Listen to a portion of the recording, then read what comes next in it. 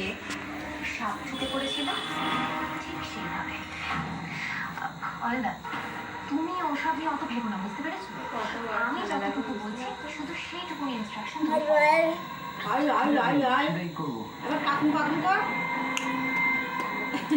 আমি কাল সকালে দত্তবাড়িতে খবরাখবর নিতে, তারপর রাতে হবে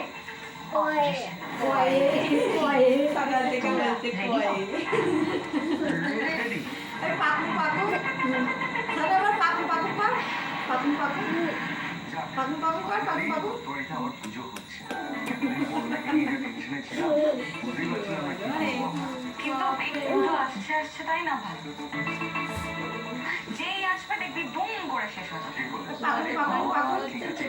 যখন আসবে দেখা যাবে। 4টে দিন তো আগে এনজয় করি আমরা। আমরা এই মুহূর্তে পেয়ে গেছি দত্তবাড়ির প্রধান কর্ত্রী হেমনলিনী দেবীকে। আমি অবশ্য প্রথমে এসে ওনার সাথে কথা বলে ঠাম্মা নিয়ে নিয়েছিলাম। আচ্ছা ঠাম্মি, আপনি যে বলছিলেন অনেক রীতি আছে, আমাদের কিছু গল্প বলুন না ঠাম্মি। তুমি কি খাচ্ছ?